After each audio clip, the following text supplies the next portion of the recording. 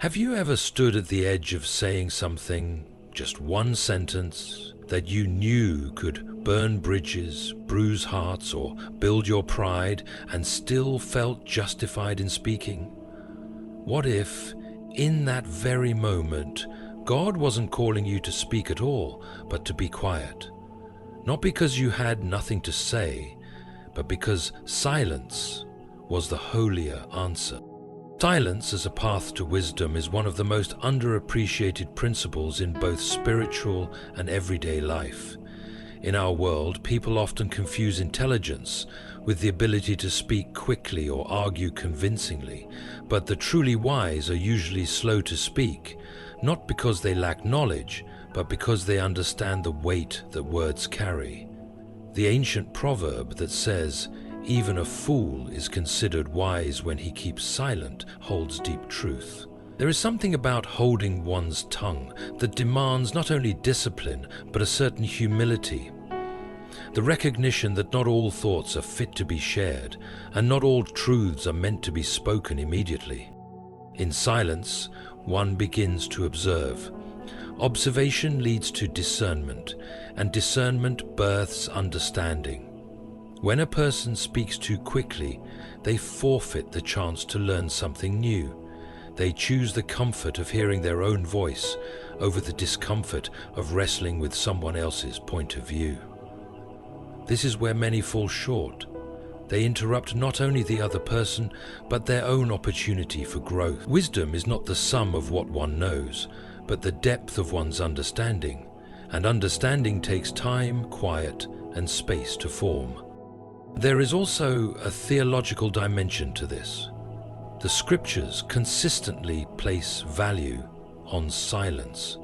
James writes, "Let every person be quick to listen, slow to speak, slow to anger." These three are deeply connected. A person who listens first is less likely to speak rashly, and a person who does not speak rashly is far less likely to be consumed by anger. Words, once spoken, are no longer under control. They travel, often beyond intention, and do damage that the speaker cannot take back. A wise person understands this, and so they wait. They consider. They weigh the potential consequences before releasing their words into the world. Keeping the mouth shut also allows for spiritual clarity. When one is silent, especially in prayer or meditation, they become more attuned to the inner voice, the whisper of conscience, the prompting of the spirit. God rarely shouts over noise. If one lives constantly surrounded by chatter, be it external or internal, it becomes difficult to distinguish God's voice from their own imagination. Silence then becomes not just a tool for human wisdom, but a vessel for divine communication. The quiet heart, the unhurried soul, is the one most ready to receive insight that transcends human logic. There is also a matter of timing. Speaking truth is good, but speaking it at the wrong time can turn truth into a weapon. The wise person not only knows what to say, but when to say it. That kind of timing doesn't come from impulse, it comes from restraint. Silence gives room to assess the moment, the listener, and oneself. It's not a matter of cowardice, but courage. The courage to wait, to hold back, to let a moment pass without seizing it with opinion or correction. We are often tempted to fill silence with explanations, defenses, or reassurances. But there is a strength in letting silence speak. It creates a space that demands reflection, both from the speaker and the listener. The wise understand that not all gaps must be filled. Some of the most powerful expressions of wisdom come not in the form of clever words, but in the dignity of restraint. Ultimately, silence is not an absence, but a presence, a deliberate choice to allow understanding to take root before action or speech is taken. Wisdom waits. Wisdom watches. And more often than not, wisdom keeps its mouth shut. Speech is a powerful force, not only in human interaction, but in the spiritual order of the world. From the very beginning of Scripture, we are introduced to speech not as a mere human tool, but as a divine instrument. And God said, "Let there be light," and there was light. The universe itself was spoken into existence. This is not poetic embellishment. It is a profound truth about the nature of words. They do not merely describe reality, they shape it. And if God created through speech, then humans, made in His image, have inherited a measure of that creative power. But what can be used to build can also be used to destroy. The same tongue that can bless a friend can also curse a brother. The same sentence that heals a heart can pierce it. Words once released have lives of their own. They enter ears, settle in minds, and sometimes stay buried in hearts for years. A single sentence spoken in anger or sarcasm can echo in someone's memory long after the moment has passed. This is the hidden violence of speech. Its consequences are often invisible, but no less real. That is why wisdom demands that one be careful with speech. Not only because others might misunderstand, but because the speaker might underestimate their own impact. The tongue, though small, steers the entire body like a rudder steers a ship. This is the analogy used in ancient scripture to show how speech governs the course of life. A careless word can shift the direction of a relationship, a career, or even a soul. Many people look back on years of regret and trace their sorrow to something that was said in haste, pride, or cruelty. The danger lies not only in falsehoods, but in truths that are spoken without love or mercy. A truth can crush if delivered like a hammer rather than a hand. Just because something is true does not mean it should be said, and even when it must be said, it should be said with care. Speech is not neutral. It either edifies or erodes. When someone speaks, they either lift someone toward hope, dignity, and clarity, or they push someone toward fear, confusion, and bitterness. There is no such thing as harmless gossip or casual insult. These things create real damage, often in places no one can see. God is not indifferent to this. He sees every careless word, not as an isolated slip, but as a reflection of the heart from which it came. The temptation to speak recklessly is often born of pride. People like to feel powerful, and words are the easiest tool to assert that power. It takes no effort to speak over someone, to correct harshly, to comment sarcastically, but it takes great effort to hold the tongue, to measure speech, and to prioritize peace over being right. That effort is a form of spiritual discipline. The person who can control their words shows more strength than the person who can control an army. Moreover, words can plant ideas that live on far beyond the moment. A child told they are worthless may spend decades trying to believe otherwise. A friend told in jest that they are annoying may slowly withdraw, doubting their worth in every future conversation. On the other hand, a word of encouragement, spoken sincerely, can light a fire that burns through doubt, failure, and fear. This is why speech is sacred. It must be guarded, not just for the sake of others, but because it reveals who we truly are. To speak is to act. To speak is to create, and to speak without care is to create chaos. Keeping one's mouth shut can be one of the clearest signs of humility. It is not merely a matter of social etiquette or emotional restraint, but a spiritual posture, an inner recognition of one's limitations and imperfections. When a person chooses to remain silent, especially in moments where speaking might elevate their ego or assert dominance, they are practicing a kind of self-forgetfulness that is rare and deeply virtuous. Humility is not thinking less of oneself, but thinking of oneself less. It means understanding that our words are not always necessary, and often not even helpful. Silence becomes an act of stepping aside, of letting others speak, or of letting God work without our interference.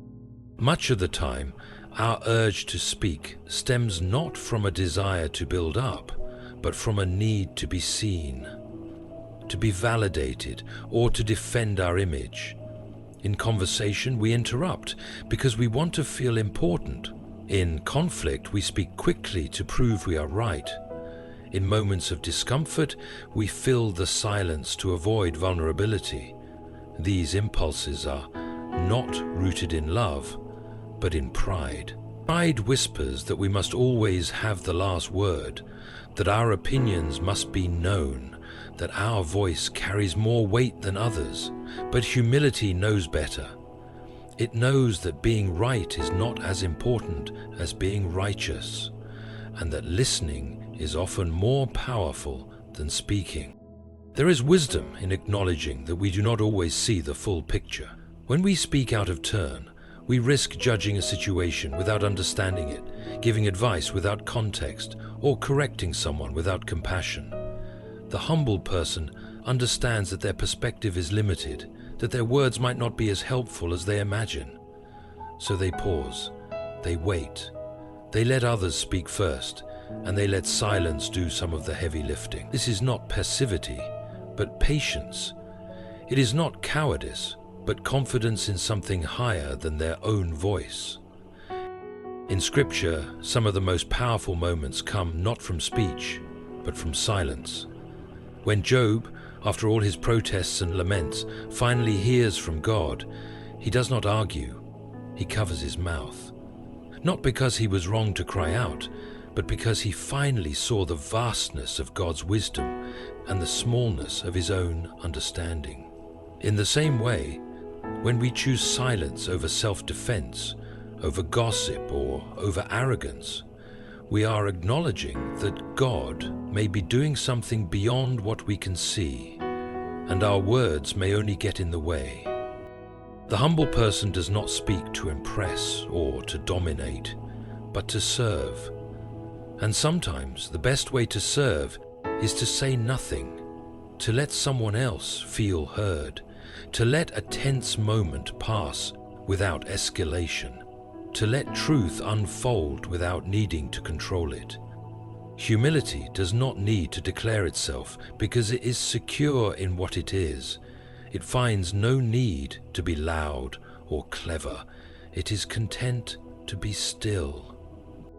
Moreover, when we refrain from speaking, we make room for God to speak. Our constant talking, especially in prayer or reflection, can sometimes become a barrier rather than a bridge. We speak to God, but we do not wait to hear from Him. We bring our noise, but resist His silence. Humility listens. It understands that God's timing is not rushed, and His voice is not always loud. In stillness, in quiet, we often find the guidance that our many words never delivered. To keep one's mouth shut, then, is not to shrink back, but to bow down. To lower oneself so that truth, peace, and love can rise higher. It is the language of the meek, the strength of the servant, and the posture of one who knows who they are before God. The mouth is not an isolated part of the body. It is intimately connected to the heart, not in the physical sense, but in a spiritual and moral one. What a person says is not simply the result of thought, it is the overflow of who they are. When someone speaks harshly, cruelly, or boastfully, those words are not accidents, they are symptoms. They reveal what is happening beneath the surface. Out of the abundance of the heart, the mouth speaks. This ancient truth carries profound insight. It teaches that speech is not just about communication, but about revelation. Words are mirrors that reflect the soul. Many people try to control their image through language. They select their words carefully in public. They avoid saying things that would make them look foolish or insensitive, and they attempt to sound wise or compassionate. But what slips out in moments of stress, anger, or surprise often reveals far more than what is said when one is calm and composed. These slips are not random. They show what lives in the hidden corners of the heart. If bitterness lives there, it will find its way into sarcasm or passive aggression. If envy has taken root, it will show in subtle jabs or complaints. If pride is nestled in the soul, it will emerge in the form of self-praise or the diminishing of others. This is why silence can be so valuable. When someone feels the urge to speak, especially in moments of emotional tension, and they choose not to, they are not only protecting others, they are giving themselves a chance to examine what lies within. Silence becomes a diagnostic tool. It gives space to ask, why did I want to say that? What is happening in my heart that made that response feel necessary? Keeping the mouth shut creates an opportunity for self-examination, for discovering the hidden motives behind our speech. Without that pause, many would continue speaking from a wounded or prideful heart, never recognizing the damage they cause. Sanctification, the process of becoming more holy, is not about changing speech patterns through discipline alone. It is about transforming the heart so that the speech that flows from it is different by nature. This is why simply telling someone to watch their mouth is not enough. One must watch their inner life. A person who has been healed by grace, who lives in awareness of mercy, who walks humbly before God, will speak differently, not because they are trying harder, but because their heart has changed. The mouth becomes a fountain, and when the water source is clean, what flows out will refresh, not pollute. There is a danger in assuming that a person is good because they are polite. Politeness can mask all kinds of corruption. A smile and a kind word can still come from a bitter heart. It is only over time, especially in moments when someone is not performing or pretending, that the true nature of the heart is revealed. And often it is revealed through speech. How a person speaks about others when they are not present. How they speak in private compared to how they speak in public. How they speak when they are angry, tired, or afraid. These are the moments that expose the real condition of the heart. This is why God's concern with speech is not superficial. It is not about manners, it is about holiness. God wants the mouth to be clean, but not as a facade. He wants it to be clean because the heart has been purified. The ultimate aim is not silence for its own sake, but a heart so transformed that when one does speak, the words are seasoned with grace, shaped by truth and free from malice. Until then, keeping the mouth shut is often the wiser path, not because the truth is unimportant, but because the speaker may not yet be ready to speak it rightly. When someone chooses to remain silent instead of defending themselves, it is one of the most difficult and misunderstood forms of strength. The natural instinct when misunderstood, accused, or falsely represented is to rise and speak, to justify one's position, to prove the other wrong. It is as though silence feels like surrender, like giving ground to an untruth. But the truth does not rely on noise to stand firm. It has its own strength. It does not crumble under delay. In fact, silence in the face of false accusation can reveal a deep trust, not in the justice of people, but in the justice of God. There is a kind of silence that is not rooted in fear, but in confidence. A person who knows their character, who lives in integrity, and who walks in step with God, does not need to respond to every insult or justify every choice. Their life speaks louder than their defense ever could. They have nothing to prove to the world because their conscience is already at peace. This kind of restraint is not weakness. It is the restraint of someone who understands that some battles are not theirs to fight. Some truths will surface in time without help. Some lies collapse under the weight of their own emptiness.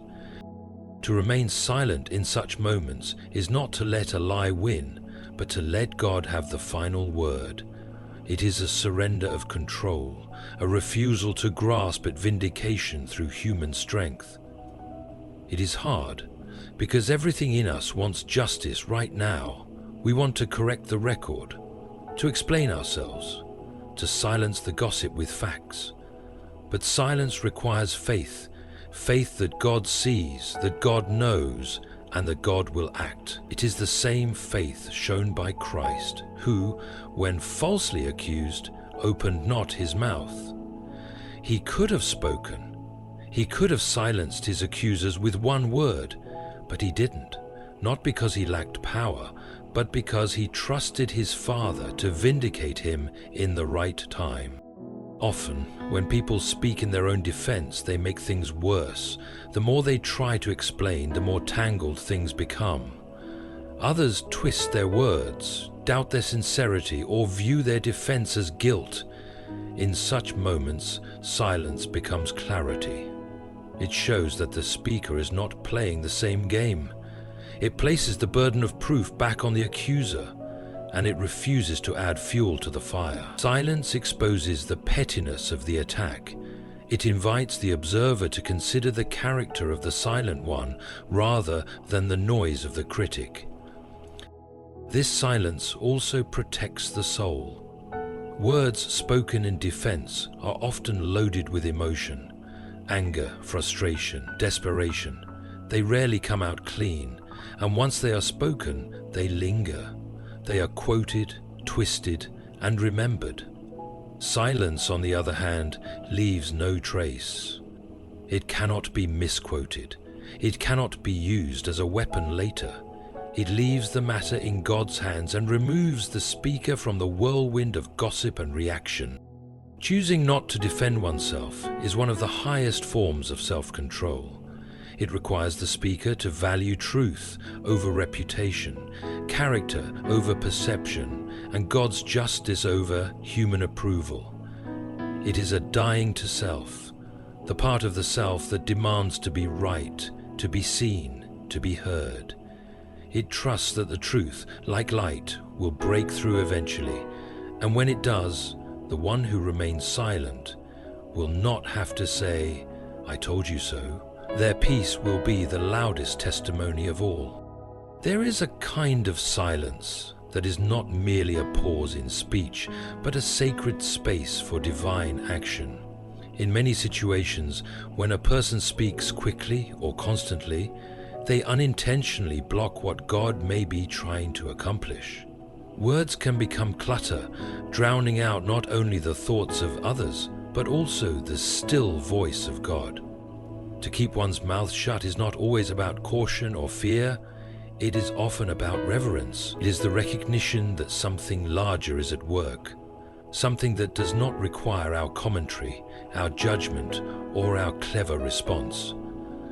Silence in such moments becomes a form of spiritual obedience, a quiet confidence that God is speaking, even when we are not. God works in stillness. Creation itself began with a formless void, not noise. When he passed by the prophet Elijah, his voice was not in the wind, the earthquake, or the fire. It was in a gentle whisper. That whisper, barely audible, requires quiet to be heard.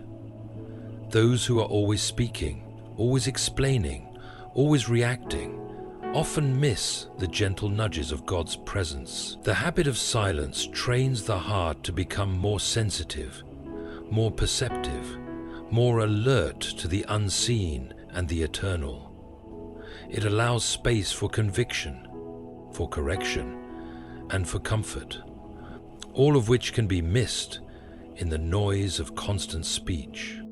Sometimes people speak because they are anxious, trying to fix what feels broken or out of control. But often, God does not want it fixed by words. He wants it surrendered.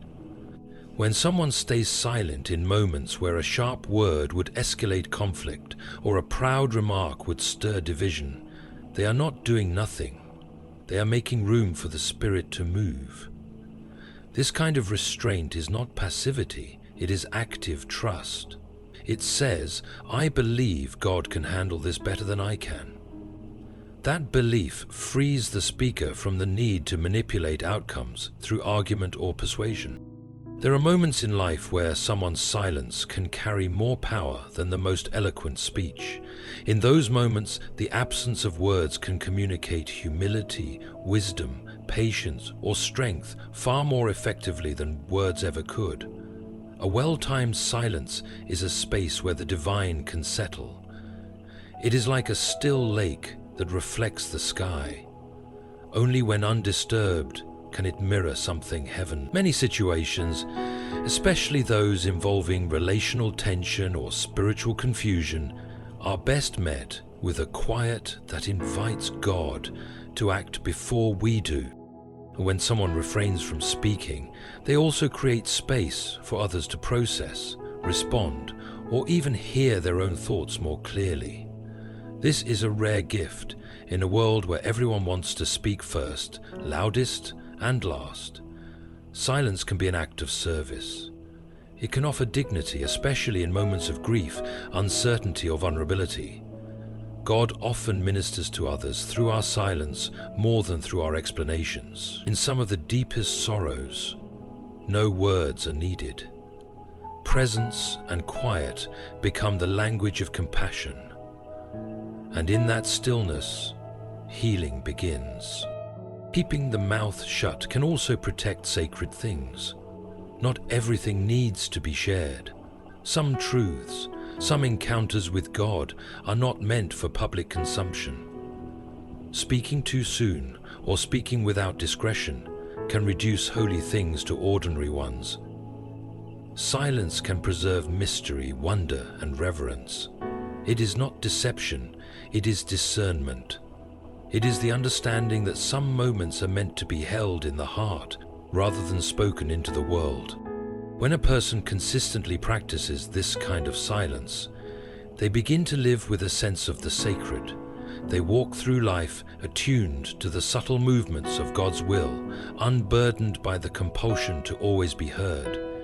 Their speech, when it does come, carries weight, not because they speak often, but because they have learned when not to. Keeping your mouth shut is not about silence for silence's sake, nor is it a mark of weakness or withdrawal.